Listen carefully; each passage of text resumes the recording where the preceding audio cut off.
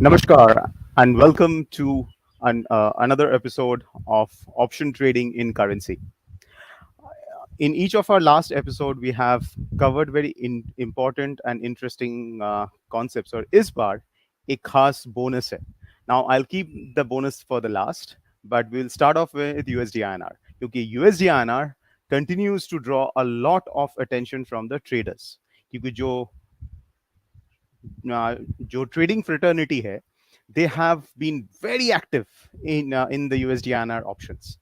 So we'll be covering why it is so, or what are the factors that one can watch when trading the USD-INR options, various kinds of strategies, and plus the bonus material. So without any ado, let's start the presentation. Can we have the PPT? Thank you. Currency options. Why is it attractive for traders? We'll be covering, as I said, the basics of option trading. क्यों ये attractive है? The most important part of options. In fact, the heart of options. Volatility. ये क्या चीज है, right? And strategies आप क्या कर सकते हो? और plus the bonus material है. It's a giveaway in the highlights. It's GBP-INR options. We'll be coming to the GBP-INR options at the last. But first, let's talk about USD-INR options. क्योंकि options में सिर्फ underlying change होता है. The basic mechanics of जो options है that is same for all. सबसे बड़ा factor why people or rather traders love to trade USD-INR options is because the RBI is a major player in the market. Now RBI का जो presence है उससे USD-INR options को क्या benefit मिलता है? Basically RBI का जो philosophy है या policy है, जो approach है, वो ये है कि they always say and they actually do that we want to keep the rupee or USD-INR low volatile. And they have been very successful. मतलब अगर हम लोग last 5-6 साल का data को analyze करें, it is clear that USD-INR is one of the least volatile currencies in the world. इसके पीछे का राज ये है कि RBI continuously intervenes in the market. Either they are buying dollars or they are selling dollars. That is the reason why they keep the USD-INR in a range. And this is exactly what this graph is showing, that this gross purchase and gross sales. तो आपको last 5 साल में एक regime shift दिखेगा. पहले क्या होता था? पहले का जो RBI का governors थे, उनके under the policy was RBI will come into the market whenever there is an emergency. मतलब कोई major depreciation or major appreciation हो रहा है तो RBI is going to intervene, otherwise RBI is going to be away from the market. मतलब RBI daily market operation में नहीं आएगा, वो market को dictate करने देगा कि डॉलर रुपए का क्या प्राइस होना चाहिए. But last 5-6 साल में there has been a dramatic alteration. RBI is just not looking to build reserves. जो वो तो कर ही रहा है. He's able to build the FX reserves and now $600 billion.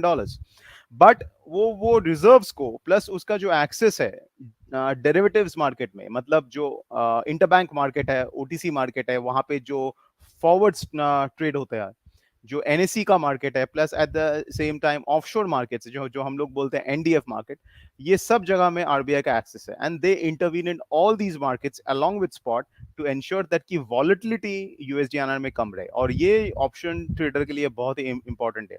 अगर एक वॉलेटिलिटी वेल बिहेव्ड है तो फिर option trader can look to enter the market on the short side. क्योंकि जनरली ये देखा गया है जो ऑप्शन ट्रेडर्स है, स्पेसिफिकली जो non institution, even institutions, they like to sell options क्योंकि वहां पे प्रीमियम मिलता है अपफ्रंट. सो शॉर्ट कॉल और शॉर्ट पुट और शॉर्ट स्ट्रैडल, ये काफी लोगों को ये पता होगा जो लोग ऑलरेडी यही स्ट्रेटजी इधर करेंसी में करते हैं या इक्विटीज में करते हैं, right? So they are continuously trying to accumulate the premium. तो अगर ऐसा कोई इंस्ट्रूमेंट मिल जाए जो जिसका वॉलेटिलिटी इज वेल डिफाइंड, क्योंकि उसमें ऐसा कोई पार्टिसिपेंट है जिसका मैंडेट है to ensure the volatility is well behaved, तो फिर तो it is an amazing thing. So that's the reason why USD-INR पे जो ऑप्शन सेलर्स हैं, जो ऑप्शन पार्टिसिपेंट्स हैं, वो इतना इंटरेस्टेड है. इसके लिए आप अगर देखोगे जो वॉल्यूम्स है यूएसडी में, that has been completely captured by the options market. 80% of the average daily volume in USD-INR options comes primarily from the जो टोटल मार्केट वॉल्यूम है उसका 80% जो वॉल्यूम है that comes primarily from the options market. So USD INR option has become such an important instrument. वही same चीज जो मैं बता रहा था, आरबीआई का इंटरवेंशन की वजह से it becomes range bound. Now again another way of looking at the volatility, अगर हम लोग यूएसडीआईएनआर को कंपेयर करें हुए बैंक निफ्टी और निफ्टी, तो क्लियरली ये समझ में आ रहा है कि यहाँ पे एवरेज वॉलेटिलिटी काफी कम है. तो which is the reason why people like to sell options in USD. इसका मतलब ये नहीं कि every time you sell options you will make money. No, but I am saying generally the tendency, if you talk to traders across, उसमें उनमें tendency जो है especially of retail is to sell options. और इसके पीछे का reason ये है कि USD-INR is low volatile and a major reason because of RBI. अगर हम लोग कंपैरिजन करें कि यूएसडीआईएनआर ऑप्शंस के साथ निफ्टी, बैंक निफ्टी का ऑप्शंस, क्योंकि दोनों ये तीनों मार्केट में मंथली और वीकली एक्सपायरीज है, राइट. तो इसमें अगर हम लोग देखें कि margin comparison, USDINR is far better, और मार्जिन के साथ जो प्रीमियम हम लोग को मिल सकता है if we short ATM straddle, that is also quite attractive in a USDINR. तो ये इंपॉर्टेंट है कि this is a major reason why a lot of the people who trade options equity में, they are also trading USDINR options. और ये एक अनोखा factor है कि यूएसडीआईएनआर में और rather पूरा करेंसी मार्केट में the trading hours is much longer than equity. वो 15 मिनट पहले ये स्टार्ट होता है इक्विटी का 9 बजे, और अभी भी it is on. When the equity market is shut, USDINR is still trading, or rather the entire currency market is still trading. So जो equity market में trade करते हैं वो आराम से currency market में भी trade कर सकते हैं because they have a longer trading hour. They can accommodate their strategies accordingly. So we have covered why. Now let's have a look at what are options. क्योंकि देखिए ये जो एस्पेक्ट है ये आप लोगों में से मैक्सिमम लोगों को पता होगा कि ऑप्शंस का मतलब क्या होता है, but this is just a refresher course कि ऑप्शंस में बेसिकली यूएसडीआईएनआर ऑप्शंस में जब यूएसडीआईएनआर आपका अगर view USDINR will go up, you tend to buy a call. आपका व्यू अगर USDINR is going to fall, you tend to buy a put, right. USDINR ऊपर जा रहा है मतलब USD is rising, rupee is depreciating. USD मतलब अगर 75 है, अगर वो 85 हो जाता है, it means the dollar has appreciated, Indian rupee has depreciated and vice versa. Now what are the factors which impact an option price? Expiry, right? क्योंकि time to expiry, कितना time है options में before it expires. Then it is the underlying price, of course the strike price. So basically the distance between the strike price और underlying price, तो वो define करता है कितना ऑप्शन में प्रीमियम होगा. और finally the most important thing, जो in fact is the only unknown in this entire set of factors, वो है इम्प्लाइड वॉलेटिलिटी. क्योंकि आपका expiry is defined, right. Your strike price of the option is defined, और ये given है. और जो अंडरलाइंग प्राइस है at any point in time is also given and defined. जहां पे it is different for every option trader कि उनका expectation of implied volatility. So implied volatility is the only unknown in the entire option price का equation, right? So implied volatility है क्या? So we'll be coming to that next. Implied volatility is basically कि market में जो underlying है इसमें USDINR, what will be the speed of the movement? ये बहुत important है. The difference between trading in cash and futures or options में, the only difference is आप cash और future segment में you bet on the direction, either up or down. If you're right, you make money. If you're wrong, you make loss. But जब आप option trading करते हो, वहां पे the most critical जो aspect है जहां पे आप bet करते हो, वो है speed of the market.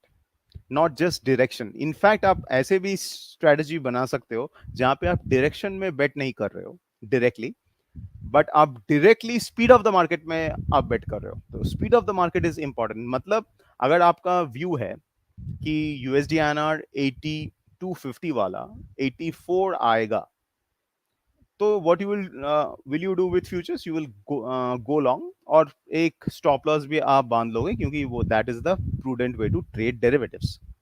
सो एक स्टॉप लॉस लगा के you will buy futures expecting 84।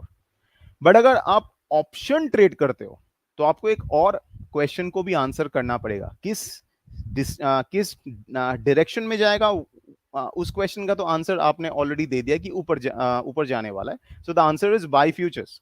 But आप ऑप्शन में अगर ट्रेड करना चाहते हो, आपको एक सेकंड क्वेश्चन का भी आंसर देना पड़ेगा। वो क्वेश्चन ये है, कितना टाइम पीरियड में और कितना ड्यूरेशन में ये 84 तक जाएगा, आपका एक्सपेक्टेशन। क्योंकि आप जब तक टाइम नहीं डिफाइन करोगे तब तक आप ऑप्शन ट्रेड कर ही नहीं सकते।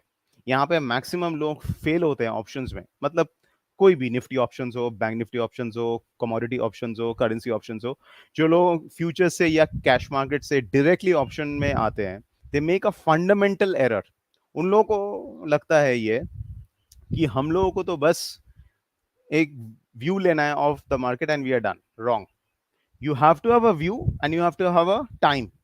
व्यू और टाइम, ये दोनों के बिना आप ऑप्शन ट्रेडिंग कर ही नहीं सकते। बाई करते हो, सेल करते हो, स्ट्रेटेजी बनाते हो, कुछ भी करते हो। क्योंकि अगर मान लीजिए आपका एक्सपेक्टेशन है 82 हाफ का 84 होने वाला है, और यही चीज आपका एक्सपेक्टेशन है कि 15 दिन में होने वाला है, और आप let's say you buy option which will expire 2 weeks from now, मतलब 2 हफ्ते वाला एक्सपायरी वाला ऑप्शन आप खरीद लिया, क्योंकि आपका एक्सपेक्टेशन है 82 हाफ वाला 84 होने वाला है 15 दिन में, बिकॉज ऑफ XYZ रीजंस। और यही 84 आपका आया 6 महीने के बाद, तो will you make money? Forget 6 months। यही 84 आया 3 हफ्ते बाद, you will still not make any money, you will make a loss. Why? Because 3 हफ्ते तक आपका, तब तक तो आपका जो 2 हफ्ते वाला कॉन्ट्रैक्ट है ऑप्शन का, वो एक्सपायर हो जाएगा। मतलब जो प्रीमियम आपने आपने पे किया, वो it will become zero. so automatically you will still lose money। इसके लिए when you are trading options, you are basically betting on the speed of the market, और ये speed of the market is known as volatility। और ये volatility दो तरीके का होता है। एक होता है रियलाइज्ड वॉलेटिलिटी, जो आप चार्ट में आप देख सकते हो, आरवी है, वो है रियलाइज्ड वॉलेटिलिटी। और उसका एक और नाम भी है, वो है हिस्टोरिकल वॉलेटिलिटी। तो मतलब ये वॉलेटिलिटी जो ऑलरेडी हो चुका है, मतलब जो आपका करंट अंडरलाइंग प्राइस है उसमें ऑलरेडी एक वॉलेटिलिटी हो चुका है, ये एक फैक्ट है, हिस्टोरिकल एक डेटा है। सो हिस्टोरिकल वॉलेटिलिटी और रियलाइज्ड वॉलेटिलिटी। और दूसरा है इम्प्लाइड वॉलेटिलिटी। इसके लिए इस स्लाइड में आप देखो मैंने कौन सा फैक्टर मेंशन किया, इम्प्लाइड वॉलेटिलिटी, रियलाइज्ड वॉलेटिलिटी नहीं, क्योंकि ऑप्शन का कॉन्ट्रैक्ट जो है वो एक्सपायर होगा फ्यूचर में। तो अगर वो फ्यूचर वाला चीज है, मतलब वो आने वाले दिनों पे एक्सपायर होगा, फ्यूचरिस्टिक है, तो उसमें जो वॉलेटिलिटी का एक्सपेक्टेशन है वो भी फ्यूचरिस्टिक होना चाहिए। तो दैट इज इंप्लाइड वॉलेटिलिटी। मतलब मार्केट का क्या एक्सपेक्टेशन है कि अंडरलाइंग में वॉलेटिलिटी कितना होने वाला है, मतलब यूएसडीआईएनआर कितना वॉलेटाइल हो सकता है, वो टेनोर ऑफ द ऑप्शन में। वो अगर 1 हफ्ते का ऑप्शन है, 1 हफ्ते में, अगर 2 हफ्ते का ऑप्शन है तो 2 हफ्ते में, ऐसे। सो वो मार्केट का क्या इम्प्लीकेशन है, इसके लिए ये बहुत ही इंपॉर्टेंट है। अगर आपका एक्सपेक्टेशन है कि वॉलेटिलिटी 2 हफ्ते में सिर्फ 4% होगा एनुअलाइज्ड, और एक्चुअली देखा जाए कि वॉलेटिलिटी 8% हो गया, तो आप 4% एक्सपेक्ट करके अपने कॉल और पुट दोनों बेच दिया, मतलब स्ट्रैडल आपने बेच दिया। मान लीजिए आपको 28 पैसा मिला, और वही 8% का वॉलेटिलिटी, मतलब कोई इवेंट हुआ ग्लोबली और मेजर मूव आ गया, तो automatically you will lose money, because आपका जो बेट था वो वॉलेटिलिटी पे था, वो स्पीड ऑफ द मार्केट पे था। आपका एक्सपेक्टेशन था speed of the market will be low. जैसे अभी स्पीड ऑफ द मार्केट, मतलब जो वॉलेटिलिटी है ऑप्शंस में, वो 3% के आसपास है। तो अगर कोई बंदा आके स्ट्रैडल बेच देता है, एक जो 1 महीने का एक्सपायरी है, और वो सीधा 8% का देखा जाए 1 महीने में उतना वॉलेटिलिटी हो गया, तो he is going to lose a ton of money, right? तो इसके लिए the entire option play is all about betting on volatility or speed of the market. How better you can guess the actual thing. जितना आपका guess will be closer, उतना ही you will be have a higher probability of making money. So speed of the market is extremely important. तो आप ये graph से देख सकते हो कैसे लास्ट कुछ महीनों में डॉलर पी का जो implied volatility है it's trading at record lows, एकदम at record lows, because volatility है ही नहीं इन द मार्केट, और मार्केट अभी एक्सपेक्ट भी नहीं कर रहा है कि वॉलिटिलिटी इंक्रीज होगा. Now if some unthinkable event happens, things will change. तो ये जनरली देखा गया है कि जो यूएसडीआईएनआर का वॉलेटिलिटी एक्सपेक्टेशन है या इंप्लाइड वॉलेटिलिटी है, वो निफ्टी का जो इंप्लाइड वॉलेटिलिटी उसके साथ जनरली चलता है. There have been divergences that you can see, but जब भी एक बड़ा डाइवर्जेंस होता है तो generally we see a convergence. तो इट्स अ वार्निंग साइन. जैसे अभी इतना लो वॉलेटिलिटी है यूएसडीआईएनआर में या इंप्लाइड वॉलेटिलिटी इतना लो है, तो निफ्टी में भी सेम इशू है. मतलब एक ये क्यों है, ये एक कोरिलेशन क्यों है? बिकॉज जब मार्केट में एक्सपेक्टेशन ये है कि कोई मेजर नेगेटिव इवेंट होने वाला है, तो you will see the equity sell off. और जब इक्विटी में सेल ऑफ होगा तो इंप्लाइड वॉलेटिलिटी, रियलाइज वॉलेटिलिटी दोनों इंक्रीज करेगा. और वो सिचुएशन में यूएसडीआईएनआर में भी काफी आउटफ्लो के वजह से, कैपिटल आउटफ्लो के वजह से आपका वॉलेटिलिटी विल राइज. तो इसलिए दोनों में एक फंडामेंटल कनेक्शन है कि जो निफ्टी का वॉलेटिलिटी है या इंप्लाइड वॉलेटिलिटी हो या रियलाइज वॉलेटिलिटी हो, यूएसडीआईएनआर का जो है उसमें एक फंडामेंटल कनेक्शन है. तो इसलिए दोनों को एक साथ ट्रैक करना चाहिए. अभी this is the current data. What you will C is very interesting one is that हम लोगों ने यूएसडीआईएनआर को कंपेयर किया, जैसे प्रीवियस स्लाइड में वी कंपेयर्ड विद निफ्टी, ठीक है, एक फंडामेंटल कनेक्शन है. यहां पे हम लोगों ने कंपेयर किया विद अदर मेजर करेंसीज, क्योंकि यूएसडीआईएनआर तो आइसोलेशन में तो ऑपरेट कर नहीं सकता. It's interconnected with other currencies, other markets. तो अदर करेंसीज में भी द क्वेश्चन इज, यूएसडीआईएनआर में इतना लो वॉलेटिलिटी है, तो अदर करेंसीज में भी क्या इतना लो वॉलेटिलिटी है? Answer is yes. तो ओवरऑल अगर देखा जाए तो ये एक थोड़ा सा एक स्टेटिस्टिकल मेजर है. ये डेटा हम लोगों ने कल अपना टेलीग्राम चैनल जो है करेंसी कॉर्नर @Kotak Securities, उसमें we shared and we wrote up a short note. So basically जो लेफ्ट हैंड साइड है ये आईवी परसेंटाइल है, मतलब इंप्लाइड वॉलेटिलिटी का लास्ट 10 साल का डेटा लेके for each of the currencies, एक month implied volatility, 1 month OTC का, मतलब इंटरबैंक का. तो उसका अगर परसेंटाइल बना जाए, मतलब यूरो डॉलर का जैसे अभी 42% है, इसका मतलब ये है कि लास्ट अभी जो इंप्लाइड वॉलेटिलिटी है यूरो डॉलर का, तो वो is at a rank which where कि 42% of the data has been lower than this.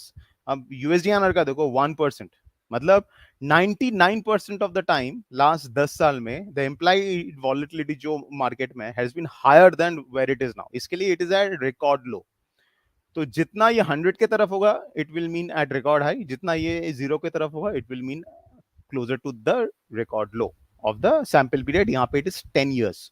So it's clearly what we are seeing from the data and the graph कि USD-INR का volatility is low, और यहाँ पे any shock to the system, some kind of unexpected event globally or domestically can create massive volatility. इसके लिए you have to understand that. It's like you can imagine it as a volcano.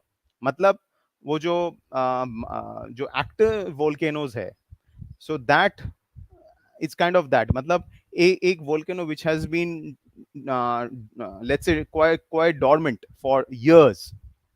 मैं geological एक aspect से बता रहा हूँ. तो वहां पे it has started to rumble, मतलब वहां पे एक इंडिकेशंस आ रहा है कि थिंग्स कैन हीट अप. तो it's kind of that. So एक sleeping volcano, something happens inside and just goes boom. So जब वॉलेटिलिटी इतना लो हो जाता है, इसका मतलब ये है कि मार्केट का शॉक एब्जॉर्बिंग कैपेसिटी बहुत ही कम है. मार्केट एक तरफ is not expecting volatility to rise, इसके लिए इंप्लाइड वॉलेटिलिटी इज लो, मतलब स्पीड ऑफ द मार्केट का एक्सपेक्टेशन इज लो.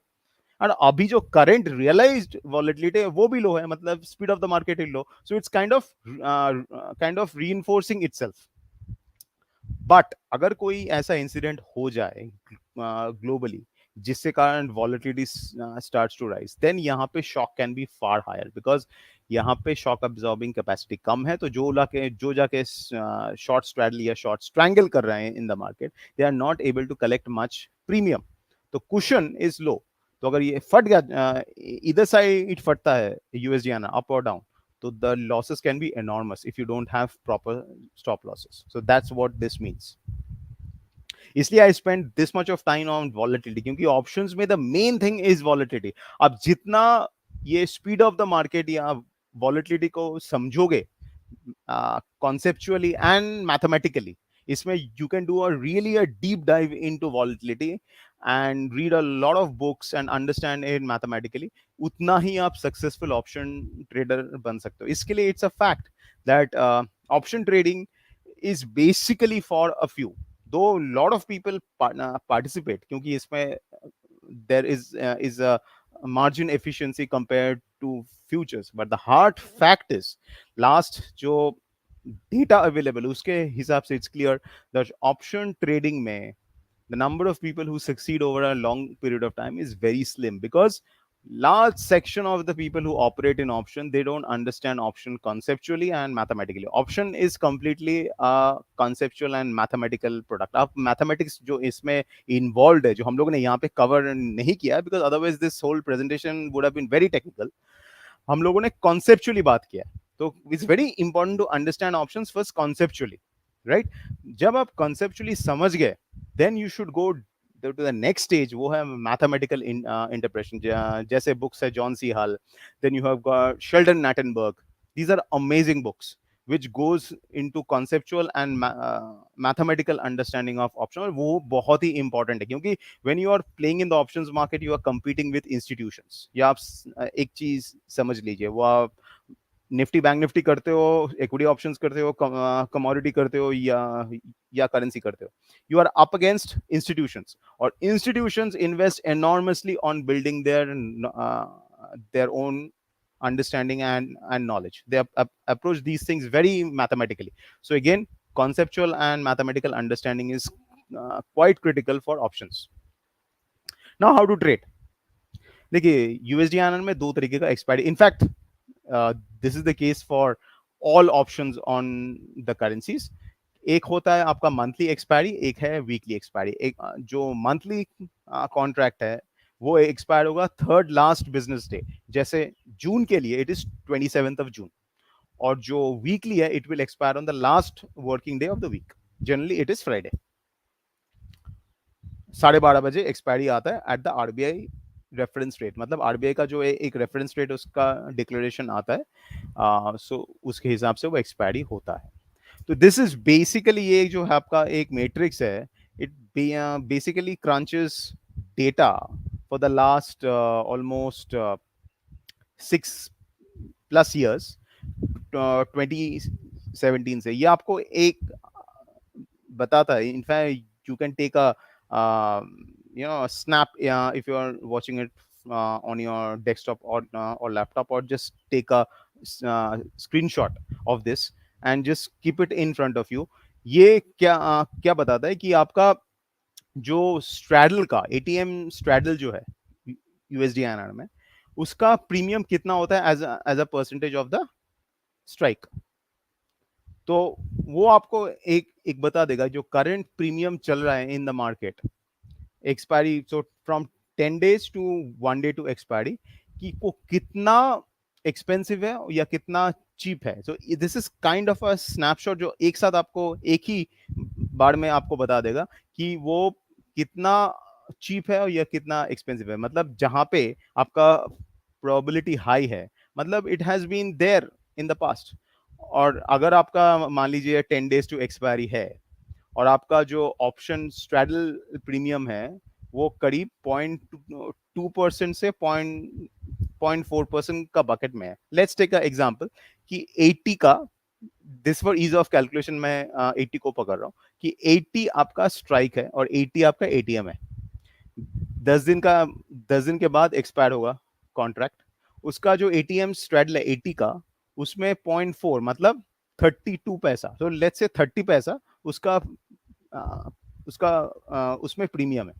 सो 30 पैसा premium, 80 strike, ATM straddle, 10 days to expiry अगर करंट मार्केट में है, तो हिस्टोरिकली 6 साल का डेटा के हिसाब से that has happened only 1% of the time. मतलब you are already at a very cheap level. तो यहाँ पे अगर आप शॉर्ट स्ट्रैडल करते हो, you can do it, but just remember that you having a bad risk reward. तो वहां पे आपको पोजीशन साइज जो है वो कम करना पड़ता है, जो पोजीशन को एडजस्ट करना पड़ता है, उस पे आपको आपको ध्यान देना पड़ेगा in case there is a move in the underlying which is more than expected, ऐसे सब चीज. So this is a very handy matrix to understand whether the current straddle premium is expensive or it's cheap relative to the last 6 years history. Now this is again volatility and USD-INR. As I said कि USD-INR देखिए last 8 महीना से 8.5 महीना से USD-INR has been a range. पहले ये range था 83 और 80 हाफ, वो नैरो होते होते अभी फिलहाल है 81, 70 और 83. So it is becoming narrower and narrower. Finally a time will come when this range will break and then we can see very high volatility. इसके लिए क्योंकि ये 8 महीना से एक रेंज में है, देखिए जो implied volatility है options का, it has collapsed to record lows. And generally what you will see, the volatility tends to shoot जब USD-INR में एक अप मूव आता है. ये क्यों है? वेरी सिंपल, क्योंकि जनरली USD-INR में अप मूव कब आता है? When there is some negative event in the world, equity is selling off, dollar is rising, something negative, मतलब पैनिक. तो जब पैनिक होगा आपका naturally your implied volatility will rise because people will start buying insurance, और options एक insurance है. तो जितना डिमांड आएगा मार्केट में for insurance, premium will rise, implied volatility will rise. So इसके लिए यूएसडी-आईएनआर का जो इम्प्लाइड वॉलेटिलिटी है वो स्पाइक करता है जब when you have a sharp up move in the USD-INR. Now ये बहुत एक इंपॉर्टेंट एस्पेक्ट है कि वॉलेटिलिटी से कि okay we have understood why to trade, how to trade and what are the options, right?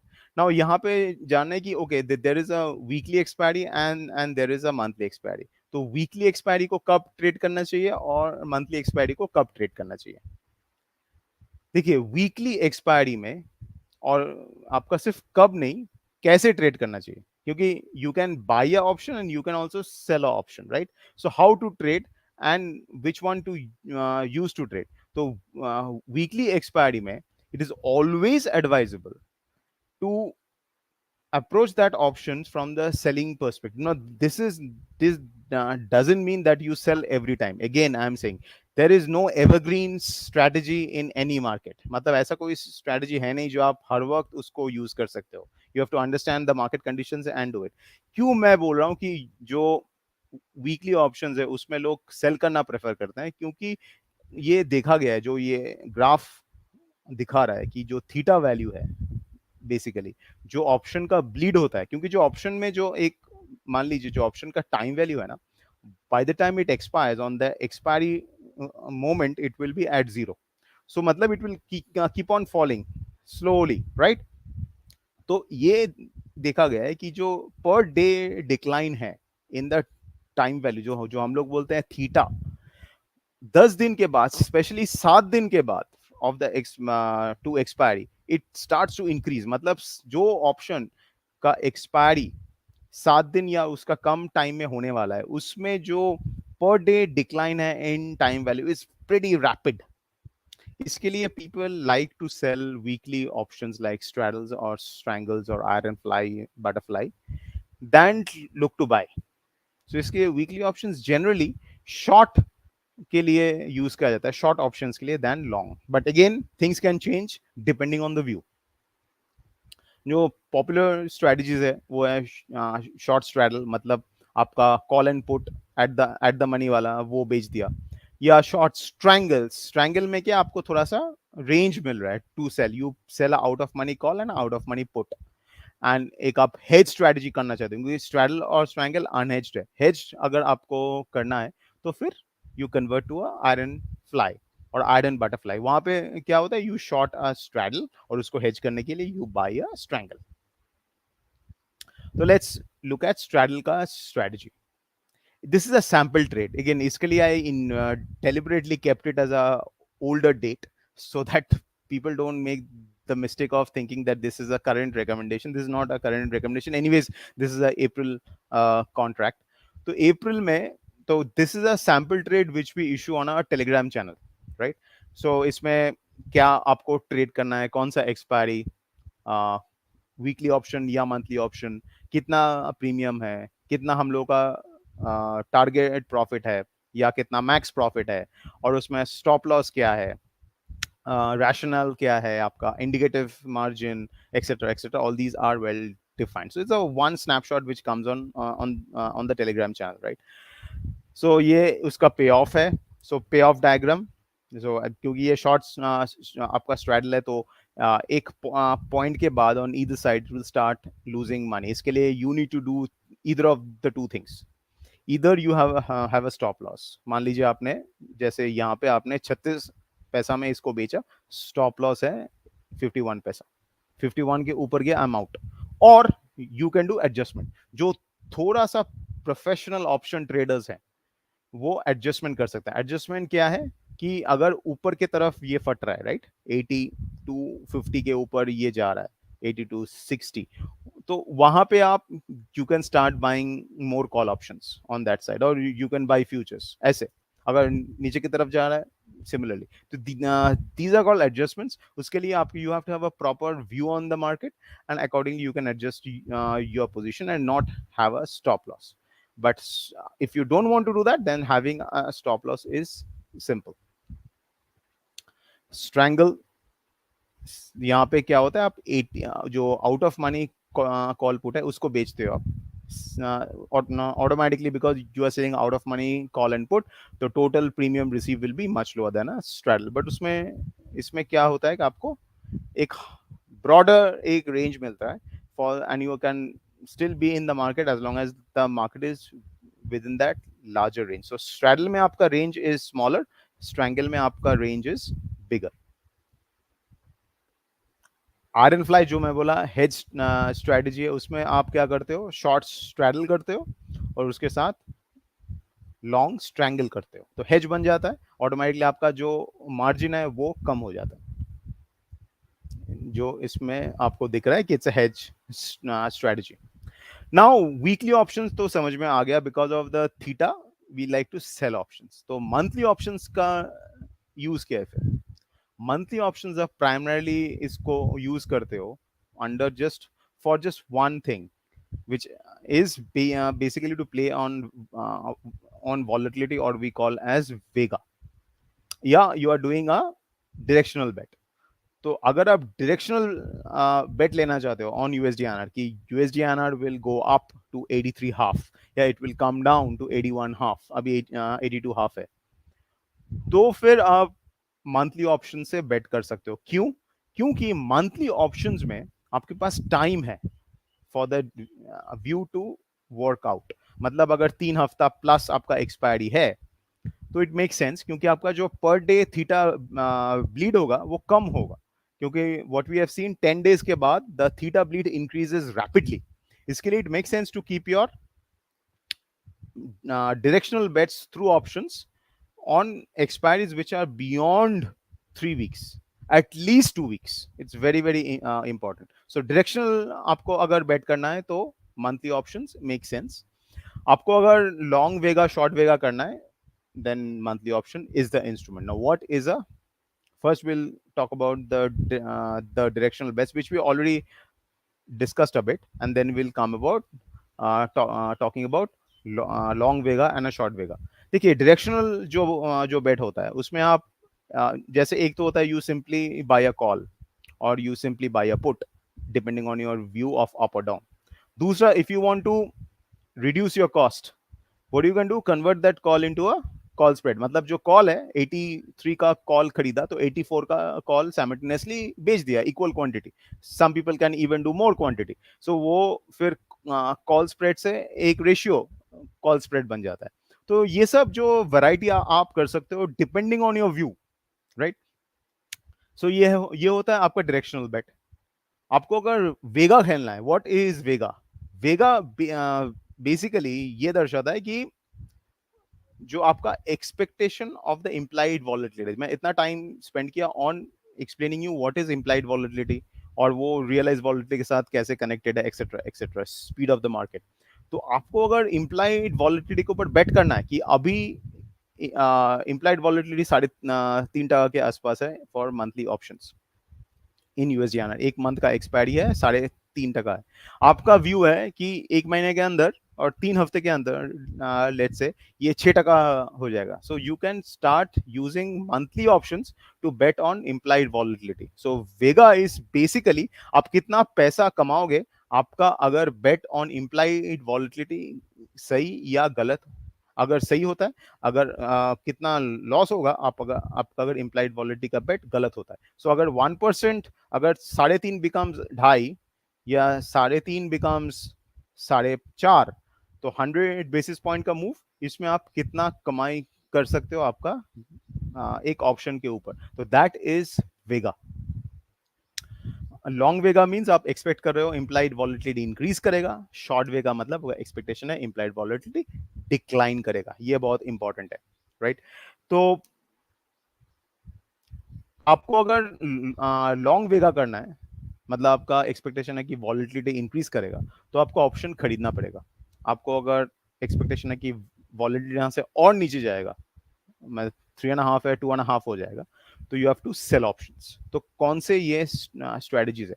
So the reason I said why it's important, because it to do with कि आपका जो sensitivity है ना, जैसे हम लोगों ने वीकली ऑप्शंस के लिए क्या देखा कि sensitivity of the time value with passage of time, मतलब जो हम लोग बोलते हैं theta, it explodes after 10 days, specially after 7 days. मतलब जितना वो ऑप्शन एक्सपायरी के नजदीक जाएगा उतना ही फास्ट उसका टाइम वैल्यू इरोड करेगा. That is called theta decay. ये वेगा के लिए उल्टा है. वेगा के लिए आपका जितना ऑप्शन में टाइम टू एक्सपायरी है उतना ही उसका हाई वेगा है. मतलब अगर फ्लक्चुएशन होगा इंप्लाइड वॉलेटिलिटी में, उतना ही ऑप्शन प्राइस इंपैक्टेड होगा. जितना कम टाइम टू एक्सपायरी है उतना ही कम वेगा. इसके लिए it make sense to use longer dated options to bet on vega और इंप्लाइड वॉलेटिलिटी. ये सैंपल ट्रेड है. जैसे एक सिंपल सा आपका दो स्ट्रेटेजी है कि if you are betting on a big increase in implied vols in short period of time, long straddle या long strangle. नाउ ये सब था अबाउट USD-INR ऑप्शंस के बारे में, और जो ऑप्शन का कॉन्सेप्ट था about implied volatility etcetera, which is agnostic of USD-INR. आप इसको कोई भी इंस्ट्रूमेंट में अप्लाई कर सकते हो, not just USD-INR, even for GBP-INR. Now GBP-INR options के बारे में मैं आज क्यों बात कर रहा हूँ? बिकॉज लास्ट 3 हफ्ते में there has been a good increase in the volume and open interest in GBP-INR options on NSE. Now, GBP-INR as an instrument is far more volatile than USD-INR. ये आपको पता ही है. अगर नहीं पता है तो you just observe the daily volatility of GBP-INR. It is much more than USD-INR. तो कोई भी इंस्ट्रूमेंट जो highly volatile है, तो वहां पे आप जस्ट शॉर्ट स्ट्रैडल या शॉर्ट स्ट्रैंगल करके खेल नहीं सकते जैसे USD-INR में आप कर सकते हो, क्योंकि वहां पे risk of going wrong is very high. तो वहां पे लोग क्या करते हैं, उल्टा करते हैं. They use option as a proxy for futures, क्योंकि वहां पे वॉलेटिलिटी इतना हाई है. They want to have a defined risk strategy. तो अगर कोई फ्यूचर लॉन्ग करता है और ओवरनाइट एक गैप डाउन हो जाता है बड़ा, तो it can be a big loss. या शॉर्ट करता है and there is a large gap up, तो they can convert that into a put option और a call option, right. So देखिए, this has been a steady increase in the volume in GBP-INR on NSE. Now आपका Kotak app में it is already available GBP-INR, so you can trade it. So GBP-INR options में this is a way that you can see that there is a steady increase. This is the option chain as of yesterday.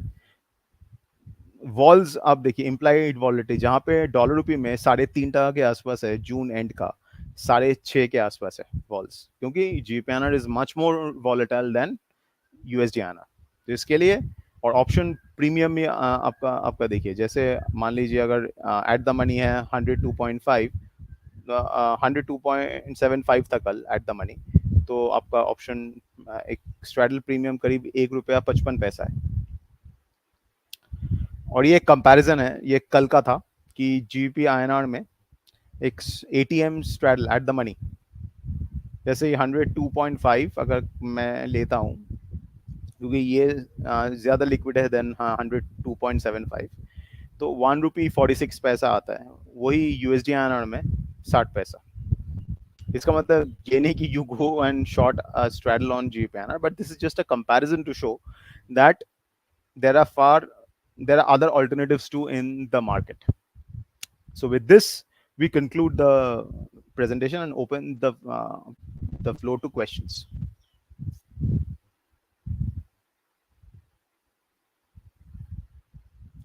You can type the questions in the comment box.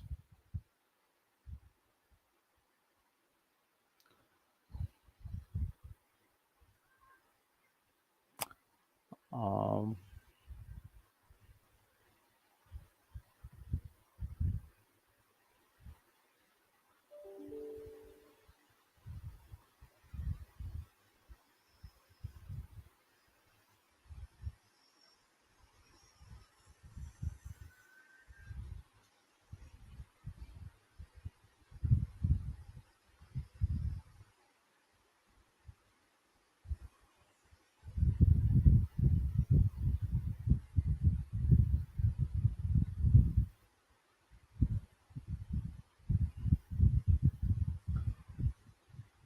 which there is a question: how much money to start trade in GBPINR from Mr. Sunil. Sunil ji, देखिए इसमें जो margin requirement है that is higher than USD-INR, क्योंकि इसमें volatility is higher, तो जिसमें जिस instrument में वॉलेटिलिटी हायर होता है उसमें मार्जिन रिक्वायरमेंट भी हायर होता है, right? So generally I would say that you need a higher capital to start, and don't take more than 10 lots, क्योंकि the liquidity is coming but it is still early days, so we don't want to be caught in a situation जहाँ पे impact cost is very high when we are trying to exit and enter. So आपको अगर experimentally start करना है तो I would say 10, maximum 15 lots in GBPINR that you can start with. Which option strategy works better in USD-INR from Mr. Kannan? Kannan ji, देखिए there is no one strategy which works better. It depends on the market condition. But जब volatility low होता है, जैसे अभी है, या when expectation of volatility is that it will be low, तो आप generally लोग क्या करते हैं? They sell, straddle, strangle या iron fly. आप अगर नए हो तो I would suggest that you focus on hedge strategies like iron fly more than unhedged ones like straddle. So strangle and iron fly that you can do more than straddle. So this is in a when your expectation that volatility is going to be low. जब expectation है that volatility will be high, then you look at directional bets, either doing call spread, put spread, or using futures. Best time to take positions in GBP-INR. Now, GBP-INR का जो pattern है, this is a very interesting question from Mr. Pritham. प्रीतम जी देखिए, GBP-INR tends to become quite volatile ये 11 बजे के बाद, क्योंकि that's when the European traders become active. So 11 से 5 it is quite active, or at least from 12 to 5 it is very active. Between 9 to 12 it can sleep depending on USD-INR में बड़ा move है तो GBP-INR will move, क्योंकि ultimately GBP-INR is a multiplication of two rates, GBP dollar or USD-INR.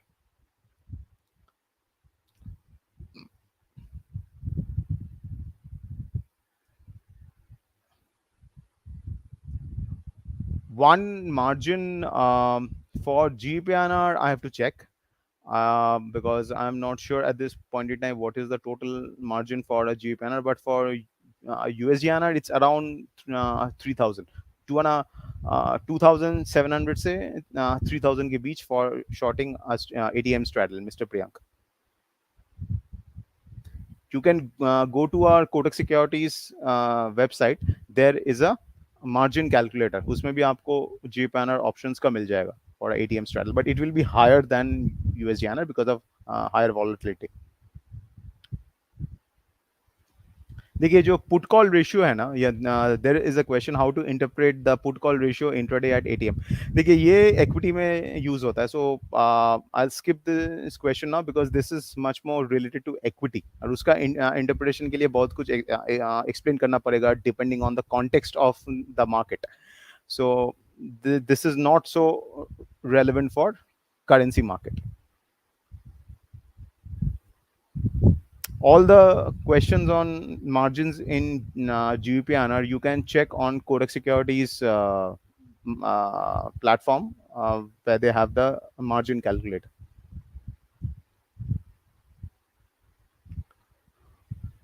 How GDP data will impact USD-INR? देखिए generally अगर GDP में जो actual data होगा उसमें काफी वेरिएशन होगा compare to the expectation, then it will have a large impact. But generally जो impact होगा ना वो स्टार्टिंग में ही खत्म हो जाएगा, मतलब पहला 15 मिनट में ही उसका impact will fade. So it will be the open जहां पे वो इम्पैक्ट आएगा. So if it's much stronger than expected, so you will see a positive impact. Much weaker than expected, a slight negative impact. But अभी क्योंकि overall volatility is low, so impact will not be higher. But अगर यही volatility high रहता, तो impact could have been higher. There is a question on US debt ceiling. Debt ceiling के ऊपर देखिए, if US debt ceiling passes with, तो US debt ceiling का तो आज वोटिंग है, आज शाम को. तो assuming that it passes, dollar in, I think debt ceiling का फैक्टरिंग ऑलरेडी हो चुका है in the market because it's so widely discussed, और इसका एक tentative deal was struck last Sunday. So debt ceiling should not matter for the market. हाँ, अगर ये ऐसा होता है कि date ceiling does not pass आज, then it's a surprise. Then it can have a negative impact on the equity markets and a positive impact on the dollar. क्योंकि dollar is a global reserve currency. अब dollar को बाकी country का जो currencies है वैसे आप analyse कर नहीं सकते, because dollar is a global reserve currency. तो जब भी कोई मेजर एक रिस्क ऑफ होता है, so as a safe haven bid, dollar tends to rise.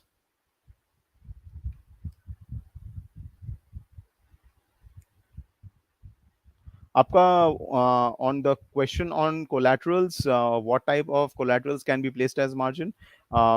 You can place cash and non-cash collateral both. You can get the details on the Kotak Security side, but cash and non-cash collaterals both can be placed.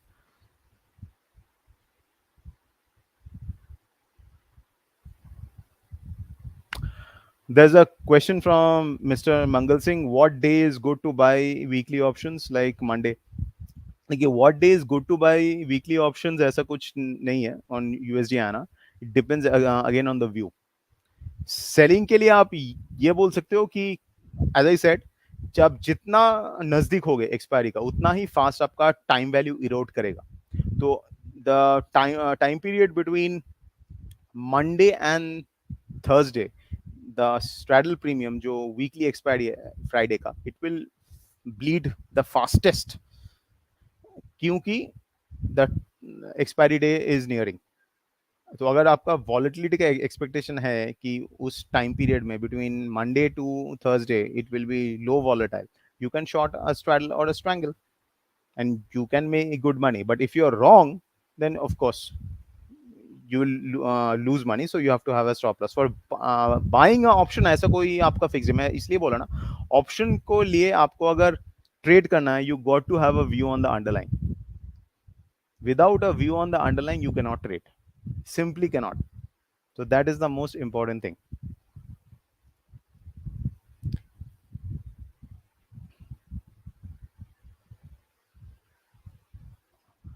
There is a question from Mr. JP. Can we predict the direction by seeing the open interest? You can, but I would say it is better used as a range. मतलब अगर आपका large build-up हो रहा है in USD-INR, let's say 80 to 25 put or 80 to 75 call, तो फिर आप बोल सकते हो कि the option sellers are betting that USDINR will be range bound between 82.25 and 82.75, और यही levels will act as a support and resistance. So that much you can do.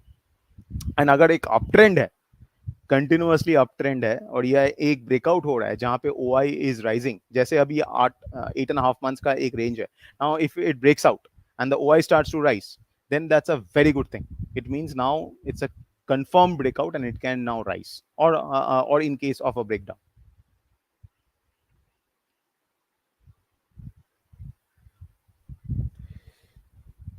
Can I interpret the market direction with ATM IV? Now at the money जो IV है, implied volatility है. ये question है from mister Kadam. ATM IV से you can not interpret the direction. No, because you have to see the context.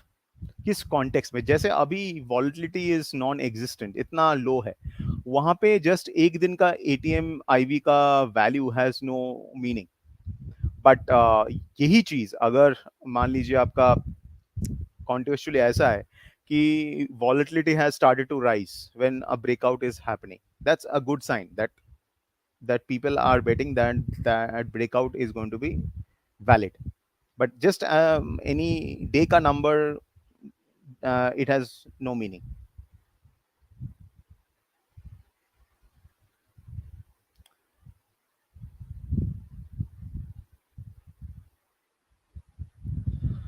There is a question from Mr. Yogesh. The premiums are so cheap for USDINR. How can we make good profit? देखिए, premiums are cheap because the market, as I said, is expecting the low volatility to continue. If they are right, it will stay cheap. But if they are wrong, it will rise significantly in a very short period of time. तो इसके लिए वो depend completely करता है what is your view in the market. If your view is that this low volatility will continue, you sell options. And if you're right, you will make money. If you're wrong, you have to have a stop loss.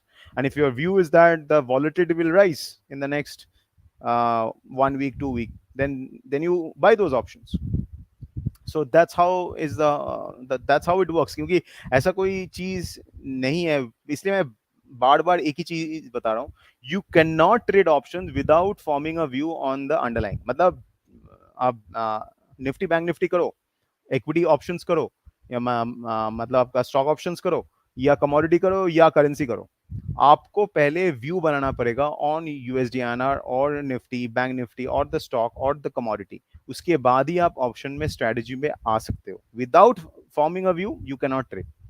It's like a fighter jet and commercial aeroplane. आपको पहले तो pilot बनना पड़ेगा ना. You have to first know how to fly a aeroplane. Without knowing how to fly a aeroplane, how will you fly a fighter jet? So options is like a fighter jet, or trading in cash, or trading the underlying is like flying a commercial airline. It is very challenging, but fighter jet is on top of that. It's even more challenging. But without knowing the commercial airline, how can you fly a fighter jet? So it's that way. First you have to know how to fly a plane. Uske baad you can think of being a soldier and uh, fly a fighter aircraft. So that is very very important. Yahan pe a lot of disconnect happens, and that's the reason why, as I said, most people lose money in options. In fact, I would go on to the extent of saying, I would say 98% or around there people would have lost money in the options. I'm talking about the retail across segments, across asset classes, because options mein maine kaha there are two important things you have to keep in mind. You have to understand it conceptually and you have to understand it mathematically. Without doing that, if you trade options and if you are doing it on a large scale, it can be very very dangerous. So इसके लिए it's very important, pay a lot of attention in understanding options, understanding the mathematics of options, or form a clear cut view कि uptrend है, downtrend है, या sideways है. What's your view? And what is the view on the speed of the market, which I said very important. The view, the direction up, sideways, down, and the speed. अगर ये दो चीज clear cut है on the underlying, then only think of forming a strategy. If these two things are not clear, don't even think of touching options. This is very very important. इसके लिए you have seen right, जब से ये Covid हुआ हुआ है, lot of people enter the market looking at options. कितने सारे YouTube channel, social media stuff were created as if some kind of a god's gift to mankind happened, that selling option is the way to make money. And you saw how people have burned their fingers. SEBI has taken action. A lot of these social media guys have faced disciplinary actions, because it has been a very irresponsible thing to go ahead and recommend these products without explaining the risk. और options में मैं ये बार बार कहूंगा, option is a product for the classes, it's not a product for the masses, which you have to completely understand. क्योंकि यहाँ पे conceptual understanding is very important, और उसके साथ मैथमेटिकल अंडरस्टैंडिंग इज इंपॉर्टेंट. आपको सिर्फ डायरेक्शन नहीं, स्पीड ऑफ द मार्केट भी इंपॉर्टेंट है. अगर आप स्पीड ऑफ द मार्केट को क्लियरली डिफाइन कर नहीं पाओगे, you won't be able to make money in options over a long period of time. You'll be able to make money through fluke over a short period of time. A lot of people made money during 2021 when the walls were simply falling, and a lot of people would have made money now in the last 6 months because the walls were falling, and it has been a range bound market. But यही जब high volatility हो जाएगा ना, all that money will be gone. So that's why it's very important to understand ki how these options behave and how to form a clear cut view on the speed and direction of the underlying. We'll take one final question and then we'll wrap up.